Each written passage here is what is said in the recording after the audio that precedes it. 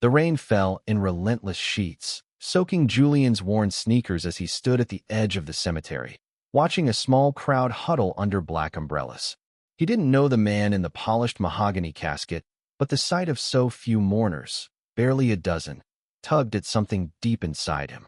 Kindness, perhaps, or a quiet rebellion against the loneliness he'd felt his entire life. Julian Carter, 25, was no stranger to solitude. Growing up in foster homes across Seattle, he'd learned to navigate the world with a guarded heart and a quick smile. With his tousled dark hair, hazel eyes that seemed to hold 1,000 untold stories, and a lean frame honed by years of odd jobs, he was the kind of man who could blend into any crowd, yet always felt like an outsider. Today, on a dreary October morning in 2025, he'd been walking past St. Mary's Cemetery when he saw the sparse gathering. The obituary in the local paper had mentioned a man named Henry Whitaker, 68, a recluse with no family, no heirs. Something about it struck Julian, a pull he couldn't explain. So he stayed. The priest's voice droned through the rain, words of eternal rest barely audible over the patter. Julian stood at the back, his thrift store jacket soaked through, his hands stuffed in his pockets. He noticed the others, an elderly woman in a faded shawl, a middle-aged man in a cheap suit checking his watch, and a young woman with tear-streaked cheeks who seemed to be the only one truly grieving. Julian wondered who she was, a caregiver maybe? He didn't approach her. He wasn't here to intrude, just to be present, to make sure Henry Whitaker's departure from this world wasn't entirely unnoticed. As the service ended, the crowd dispersed quickly, eager to escape the downpour. Julian lingered, watching the groundskeepers lower the casket. That's when he saw him, a man standing alone by a nearby oak, his tall frame wrapped in a tailored charcoal suit, blonde hair catching the faint light breaking through the clouds. He was beautiful, almost unfairly so, with sharp cheekbones and piercing blue eyes that seemed to see right through the storm. Julian's breath caught, not just from the man's appearance, but from the weight of his gaze, steady and searching, as if he'd been waiting for Julian to notice him. "Cold day for a funeral," the man said, his voice low and smooth, cutting through the rain. He stepped closer, umbrella in hand, offering Julian shelter. "You knew Henry?" Julian shook his head, suddenly self-conscious of his drenched clothes. "No, I just saw there weren't many people. Felt wrong to let someone go like that." The man tilted his head, studying Julian with an intensity that made his skin prickle. "That's rare. Most people don't show up for strangers out of kindness." He extended a hand. "I'm Ethan." "Julian," he replied, shaking Ethan's hand. The touch was warm, grounding, and lingered a fraction too long. Julian's heart skipped, but he pushed the feeling aside. This wasn't the time or place. Ethan gestured toward the grave. "Henry was my uncle's lawyer. Handled his estate years ago. I came to pay respects, but I didn't expect," he trailed off, his eyes flicking to Julian again. "You're soaked. Let me buy you a coffee. There's a diner across the street." Julian hesitated. He wasn't one to trust easily, but something about Ethan's quiet sincerity disarmed him. "Sure," he said finally, offering a small smile. "Lead the way." The diner was a slice of Americana, all chrome and red vinyl, with the smell of greasy burgers and burnt coffee. They slid into a booth by the window, rain streaking the glass. Ethan ordered black coffee. Julian, a hot chocolate to warm his hands. As they talked, Julian learned Ethan was 27, a freelance photographer based in Portland, in town for the funeral. He had a way of listening, really listening, that made Julian feel seen in a way he hadn't in years. They swapped stories, Julian sharing bits of his life in foster care, Ethan talking about chasing perfect shots across the Pacific Northwest. The conversation flowed effortlessly, punctuated by shy smiles and glances that lingered. "You didn't have to come today," Ethan said after a pause, stirring his coffee. "Why did you?" Julian shrugged, staring into his mug. "I know what it's like to feel invisible. Didn't want Henry to feel that way, even in death." Ethan's expression softened, and for a moment, Julian thought he saw something deeper in those blue eyes. Admiration, maybe, or recognition. "You're a good person, Julian," Ethan said quietly. "Not many would do that." The words hit harder than Julian expected, stirring a warmth he wasn't used to. He was about to respond when the diner door chimed, and the young woman from the funeral walked in, her eyes red but composed. She spotted them and approached, clutching a manila envelope. "You were at Henry's service," she said to Julian, her voice soft but firm. "I'm Clara, his nurse. Can I sit?" Julian nodded, scooting over. Clara sat, her hands trembling slightly as she placed the envelope on the table. Henry didn't have family, but he left instructions. It's unusual. He wanted someone at his funeral, someone who came out of kindness, not obligation, to inherit everything. Julian frowned, confused. Everything. Clara nodded. His estate, his house in Seattle, his savings, his investments. It's worth millions. She pushed the envelope toward Julian. He wrote that it should go to the person who showed up for him, no strings attached. I think that's you." Julian's heart stopped. He glanced at Ethan, whose eyes widened in shock. The diner seemed to spin, the weight of Clara's words sinking in. A stranger's fortune? It was absurd, impossible. Yet the envelope sat there, real as the rain outside, promising to change Julian's life forever. Julian stared at the envelope, its edges worn and slightly damp from the rain. His hands hovered over it, afraid to touch it, as if opening it would make this surreal moment real. Across the table, Ethan leaned forward, his expression a mix of curiosity and concern. "Are you sure there's no mistake?" Julian asked Clara, his voice barely above a whisper. "I didn't even know him." Clara's lips curved into a sad smile. "That's the point. Henry was eccentric. He believed in random acts of kindness, said they were the only thing that kept the world from falling apart. His will was specific. The estate goes to someone who showed up at his funeral without being asked, without expecting anything." Julian's mind raced. Millions? He'd spent his life scraping by, moving from one temp job to another, sleeping on couches when rent was tight. The idea of a house, savings, a future, it was overwhelming. He glanced at Ethan, hoping for some anchor in the storm of his thoughts. Ethan's blue eyes were steady, grounding. "Open it," Ethan said gently, nudging the envelope closer. "You don't have to decide anything right now." With trembling fingers, Julian broke the seal. Inside was a single sheet of paper, typed in crisp black ink, along with a set of keys. The document outlined Henry Whitaker's last wishes, his Queen and Hill mansion, his investment portfolio, and a trust fund totaling $12 million were to be transferred to this stranger of good heart who attended his funeral. Julian's name wasn't written. How could it be? But Clara's certainty left no room for doubt. "There's a catch," Clara added, her voice hesitant. "Henry's lawyer, Mr. Grayson, has to verify the transfer. He's particular. And there's a distant cousin, Victor, who's been circling like a vulture. He might contest it." Julian's stomach twisted. Of course, there was a catch. Nothing this big came without strings. What kind of guy is Victor? Clara's face darkened. "Greedy.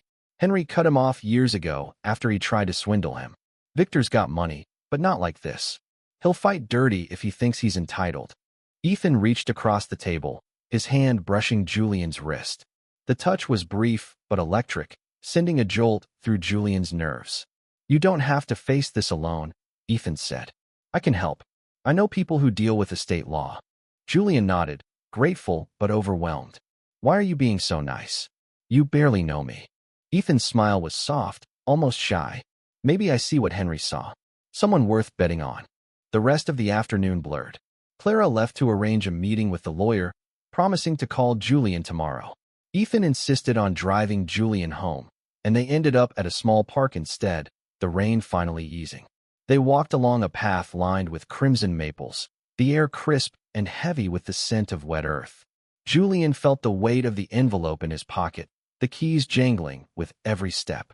"Tell me something real," Ethan said suddenly, breaking the silence. "If this is all true, if you get this fortune, what's the first thing you'd do?" Julian laughed, a nervous sound. "I don't know. Pay off my student loans. Get a place that doesn't have mold in the walls." He paused, then added, softer, "Maybe help kids like me. Foster kids. Give them a shot at something better." Ethan stopped walking, turning to face him. The late afternoon sun caught his hair, turning it gold. "You're not what I expected," he said, his voice low. "Most people would have said a yacht or a penthouse." Julian shrugged, his cheeks warming. "I've never had much. Don't know how to want that stuff." Ethan stepped closer, close enough that Julian could see the faint freckles across his nose. You're going to need someone to remind you you're allowed to want things, Julian. The moment stretched, charged with something unspoken. Julian's heart pounded, his usual defenses crumbling under Ethan's gaze. He wanted to close the distance, to see if Ethan's lips were as soft as they looked, but fear held him back. He'd learned early that wanting too much led to heartbreak. Instead, he smiled faintly. You're trouble, aren't you? Ethan grinned, a spark of mischief in his eyes. Only the good kind. That night, Julian lay awake in his tiny studio apartment, the envelope on his nightstand. His phone buzzed with a text from Ethan. You okay? Thinking about you. Julian's fingers hovered over the keyboard, a dozen replies forming and dissolving. Finally, he typed, yeah, just a lot. Thanks for today. He hit send, his heart racing like a teenager's. The next morning, Clara called. The lawyer, Mr. Grayson, wanted to meet at Henry's mansion that afternoon. Julian agreed, nerves jangling. Ethan offered to come along, and Julian didn't refuse. Something about Ethan made the impossible feel manageable. The mansion was a sprawling Victorian on Queen and Hill, all turrets and stained glass, surrounded by manicured gardens. Inside, it smelled of old wood and leather, every corner whispering wealth. Mr. Grayson, a wiry man with sharp eyes, greeted them coolly. He reviewed the will, confirming Clara's story, but his tone was skeptical. You understand, Mr. Carter, that this is highly irregular, Grayson said, peering over his glasses. We'll need to verify your presence at the funeral. And there's the matter of Victor Whitaker. As if on cue, the front door slammed open. A man in his 40s stormed in, his expensive suit wrinkled, his face flushed with anger. Victor, this is a scam, he barked, pointing at Julian. You think you can waltz in and steal what's mine? Julian's pulse spiked, but Ethan stepped forward, calm and unyielding. Let's hear what the lawyer says, Victor. This isn't your call. The room crackled with tension, and Julian realized this was only the beginning. A stranger's kindness had thrust him into a world of wealth, rivalry, and something dangerously close to love. He wasn't sure he was ready for any of it. Victor's voice echoed through the mansion's grand foyer, his face twisted with indignation. You're nobody, he spat at Julian, his finger jabbing the air. Some drifter who crashed a funeral for a payout. I'll bury you in court. Julian's throat tightened, but he stood his ground, his hands clenched at his sides. He wasn't used to confrontation, but he'd faced worse than Victor. Foster parents who saw him as a paycheck, bullies who sensed his quiet vulnerability. Still, the venom in Victor's eyes was something new, a predator's glare. Ethan stepped between them, his presence steady as a shield. Back off, he said, his voice calm but edged with steel. The will is clear. You don't get to rewrite it because you're loud. Victor sneered, but Mr. Grayson raised a hand. Enough. Mr. Whitaker, the will is legally binding, pending verification. Mr. Carter's presence at the funeral has been corroborated by Clara and myself. We'll proceed with due diligence. Victor stormed out, muttering threats, leaving a heavy silence in his wake. Grayson turned to Julian, his expression unreadable. You'll need to provide identification and sign documents.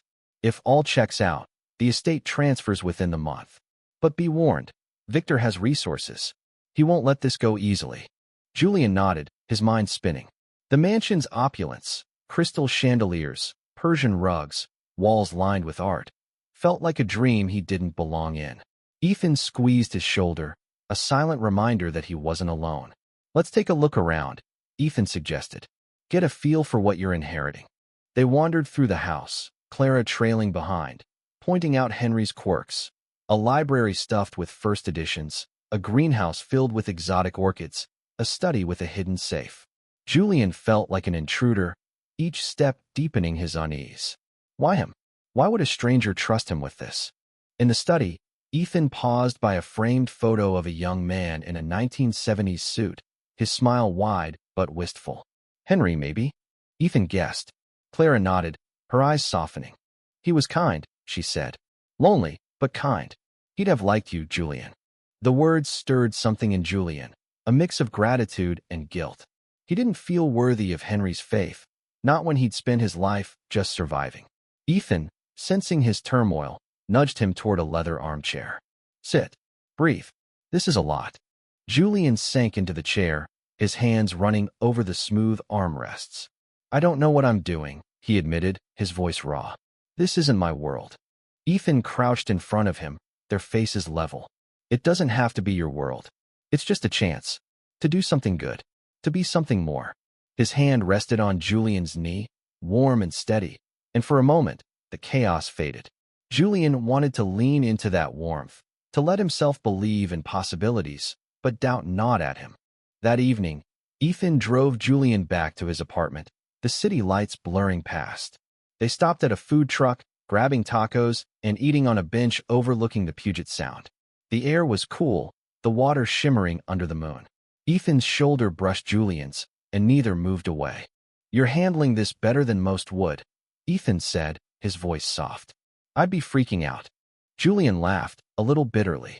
Oh, I'm freaking out. Just good at hiding it.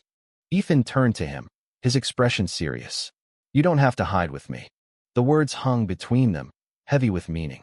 Julian's heart raced, his usual walls crumbling. He wanted to say something, to bridge the gap, but fear held him back. Instead, he nudged Ethan's shoulder with his own. You're too good at this, you know, making people feel safe. Ethan's smile was slow, teasing. Only the ones I like. The next few days were a whirlwind. Julian met with Grayson again, signing paperwork and learning the extent of Henry's estate. A $12 million trust, the mansion, and investments in tech startups. But Victor's shadow loomed. Clara warned that he'd hired a private investigator to dig into Julian's past, looking for anything to discredit him. Julian's foster care records, his spotty employment history, his lack of roots, it could all be twisted to paint him as an opportunist. Ethan stayed close, helping Julian navigate the legal maze. They spent evenings together, sometimes at the mansion, sometimes at hole-in-the-wall bars, talking about everything and nothing. Julian learned Ethan had grown up in a small Oregon town, left behind a conservative family to chase his dreams. His confidence, his ease in his own skin, fascinated Julian, who'd spent years hiding his attraction to men, afraid of rejection. One night, after a long day of legal meetings, they ended up on the mansion's balcony, a bottle of Henry's vintage wine between them. The Seattle skyline sparkled below, and Julian felt bold, reckless. Why are you sticking around? He asked, his voice low. You don't owe me anything. Ethan leaned against the railing, his eyes catching the city lights. Maybe I want to. Maybe I see something in you worth sticking around for. Julian's breath hitched. He stepped closer, their faces inches apart. The air crackled, and for once, Julian didn't overthink. He leaned in, and Ethan met him halfway, their lips brushing in a kiss that was soft, tentative, then deepening with a hunger that surprised them both. When they pulled apart, Julian's heart was pounding, his fears drowned out by the warmth of Ethan's smile. But the moment was fleeting. The next morning, Clara called, her voice urgent. Victor had filed a lawsuit, claiming Julian had manipulated Henry's will. Worse, he'd found a witness, a groundskeeper from the cemetery, who claimed Julian hadn't been at the funeral. It was a lie, but a dangerous one. The fight for Henry's fortune was about to get ugly, and Julian wasn't sure he had the strength to face it. Julian sat in the lawyer's office, the air thick with tension. Mr. Grayson's desk was cluttered with files, and the man himself looked weary, his glasses perched low on his nose. Across from Julian, Victor sat smugly, his lawyer, a slick man in a pinstripe suit, flipping through documents. Ethan sat beside Julian, his presence a quiet anchor, but even he couldn't quell the storm brewing in Julian's chest. The groundskeeper's statement is clear, Victor's lawyer said, sliding a notarized affidavit across the desk. Mr. Carter was not at the funeral. This invalidates his claim. Julian's jaw tightened. He remembered the groundskeeper, a grizzled man with a limp, shoveling dirt as the service ended. He'd seen Julian, had to have.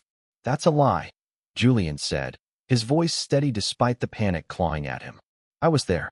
Clara saw me. The priest saw me. Victor leaned forward, his smile venomous. You're a nobody with a rap sheet. Foster kid, jobless half the time. You think you can con your way into my family's money. Ethan's hand found Julian's under the table, a subtle squeeze that kept him grounded. Watch your tone, Ethan said, his voice low but firm. Julian's got more integrity than you'll ever know. Grayson sighed, removing his glasses. Gentlemen, This is a legal matter, not a shouting match. The will's conditions are unconventional, but they're clear. We'll investigate the groundskeeper's claim. Until then, the estate remains in limbo.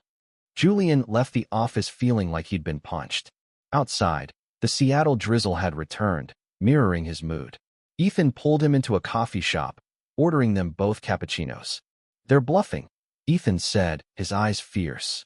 "Victor's desperate. We'll prove you were there." "How?" Julian asked, his voice cracking. "It's my word against theirs. And Victor's got money to burn." Ethan leaned closer, his voice soft but resolute. "We'll find the truth. Clara's on your side. I'm on your side."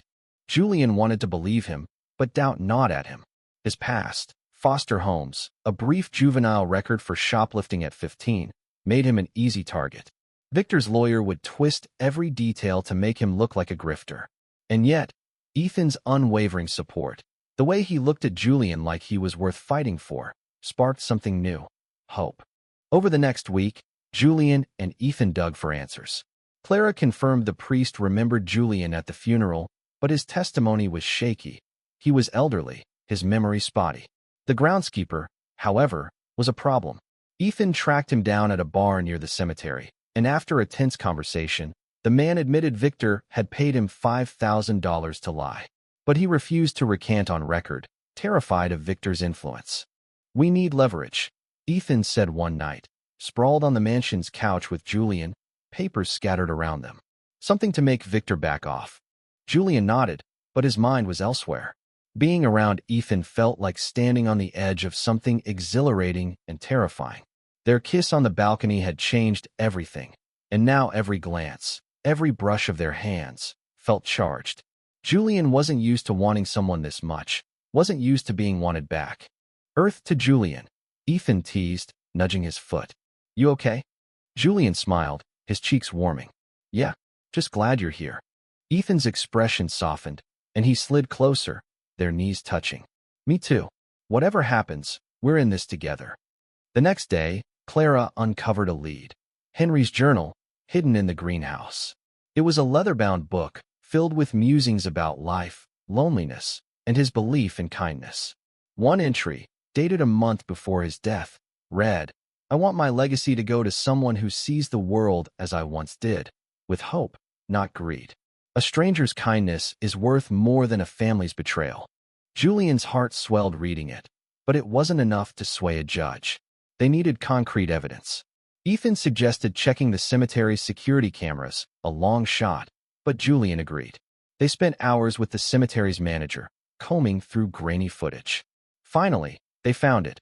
A clear shot of Julian standing under the rain, his jacket soaked, watching Henry's casket being lowered. "Got him," Ethan said, grinning. He high-fived Julian, their hands lingering in the air.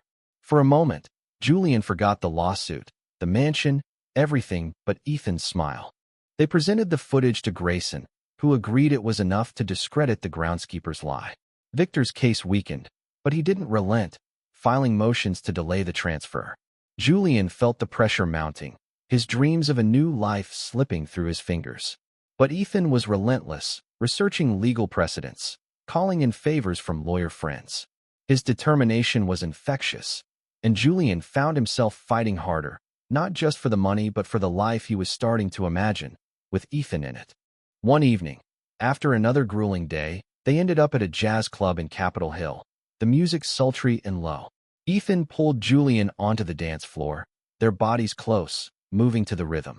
Julian's nerves melted away, replaced by a warmth that felt like home.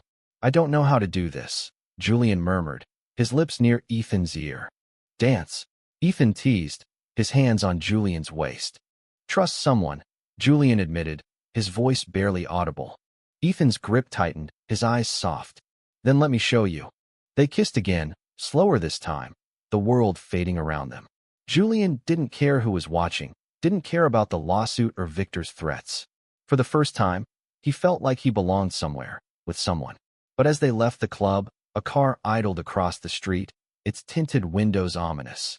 Julian's gut told him Victor wasn't done playing dirty, and the fight for Henry's fortune was about to take a dangerous turn. The car's engine revved, a low growl that sent a chill down Julian's spine. He and Ethan stood frozen outside the jazz club, the neon lights casting long shadows. The vehicle, a sleek black SUV, peeled away, tires screeching, but not before Julian caught a glimpse of the driver, a man with Victor's sharp features, his eyes glinting with malice. "That was him," Julian said, his voice tight. "Victor." Ethan grabbed his hand, pulling him back toward the club's entrance. "We need to be careful. He's not just fighting in court anymore." Julian's heart pounded, fear mixing with anger. He'd never asked for this. Henry's fortune, Victor's wrath, the weight of a life he didn't understand. But Ethan's hand in his, warm and steady, reminded him he wasn't alone. They ducked into a diner across the street, the same one where Clara had first given him the envelope. It felt like a lifetime ago. "We need a plan," Ethan said, sliding into a booth. "Victor's desperate. Desperate people do stupid things." Julian nodded, his mind racing. "The footage should be enough, right? Grayson said it proves I was at the funeral." "It helps, but Victor's got money and connections. He could drag this out for years." Ethan's jaw tightened. "We need to hit him where it hurts. His reputation, maybe. Or find something he's hiding." Julian frowned. "Like what?" Ethan leaned closer, his voice low. "Henry cut Victor off for a reason. Clara said he tried to swindle him. If we can find proof of that, or anything else shady, it could force him to back off." The idea felt risky, but Julian was tired of being on the defensive. They spent the next few days digging, with Clara's help. She remembered Henry mentioning a business deal gone wrong. Something about Victor forging documents to siphon money from one of Henry's startups. They searched the mansion's study, combing through old files and emails. Late one night, buried in a locked drawer, they found it, a folder labeled Whitaker Ventures, detailing Victor's attempt to falsify contracts a decade ago. Henry had kept meticulous records, including emails where Victor begged for forgiveness. "This is it," Ethan said, his eyes gleaming. "If we show this to Grayson, it proves Victor's history of fraud. No judge will take him seriously." Julian felt a surge of hope, but it was tempered by unease. Victor's SUV had been tailing them for days, always at a distance, a silent threat. Julian couldn't shake the feeling that they were being watched, that Victor was planning something worse than a lawsuit. Ethan noticed his tension and reached for his hand. "Hey, we're close. Don't let him get in your head." Julian managed a small smile.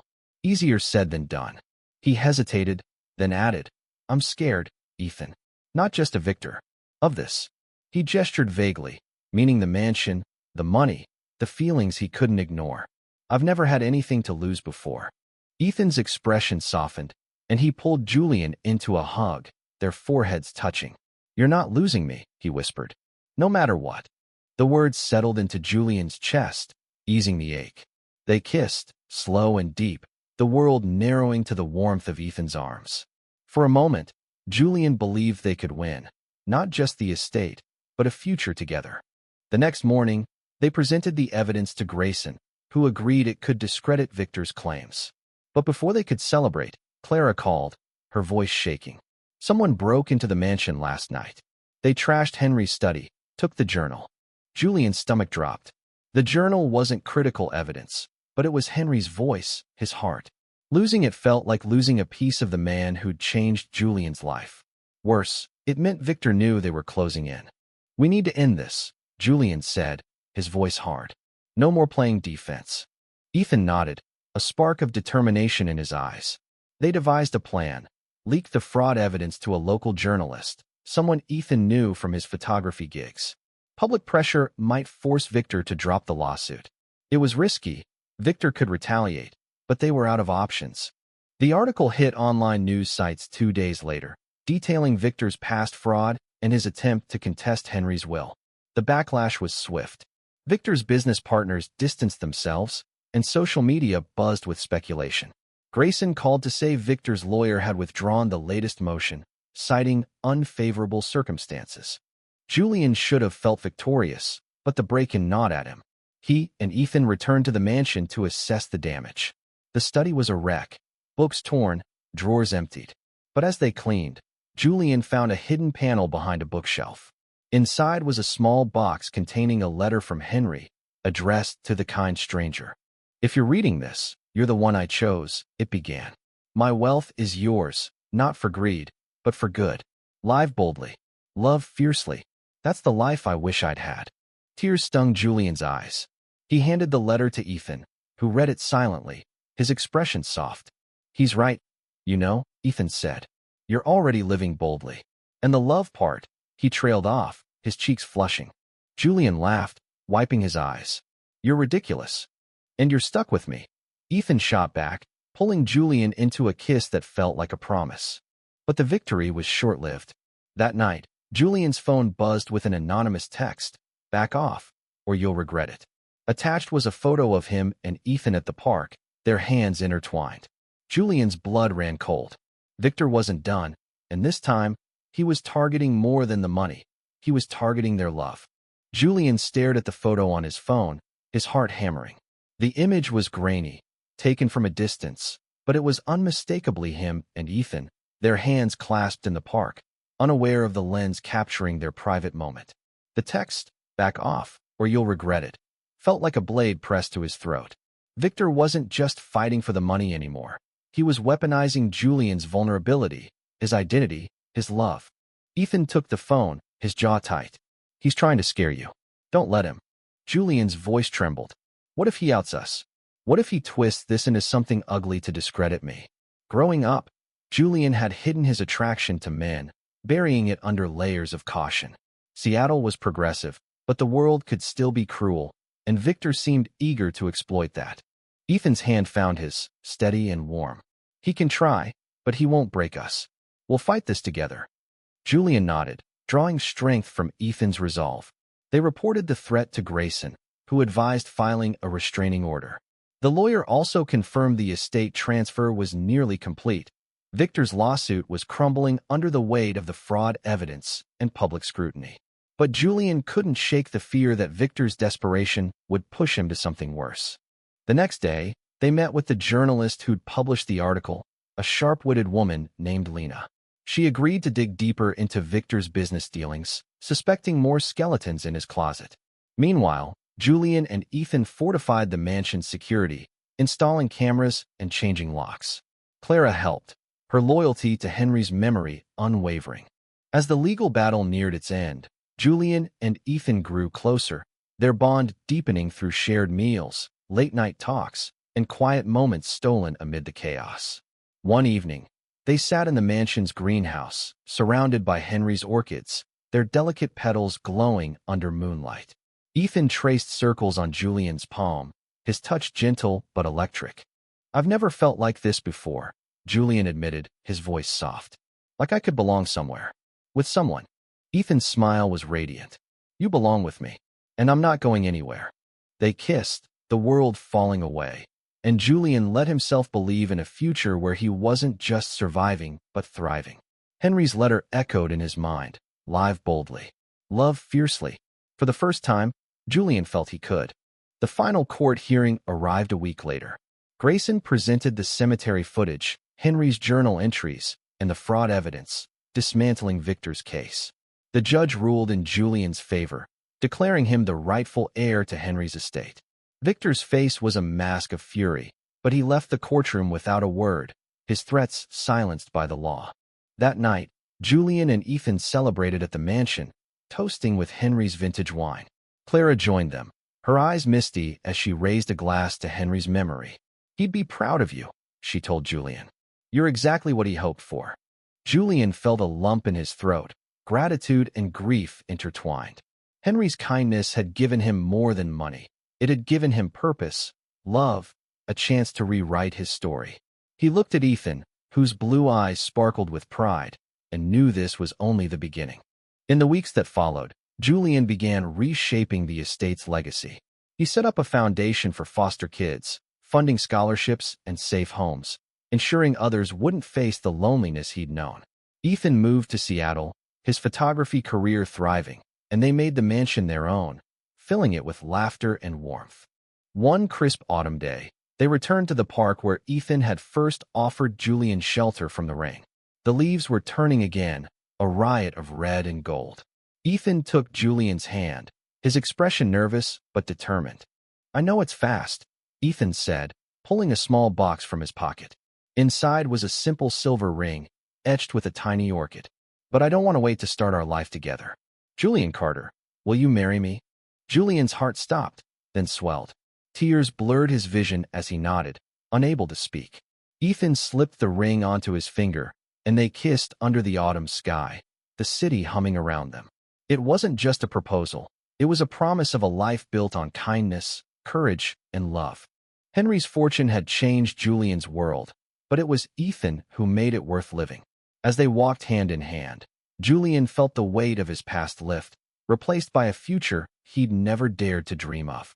Henry's legacy wasn't just money. It was a lesson in what mattered most: showing up, loving fiercely, and never letting fear win.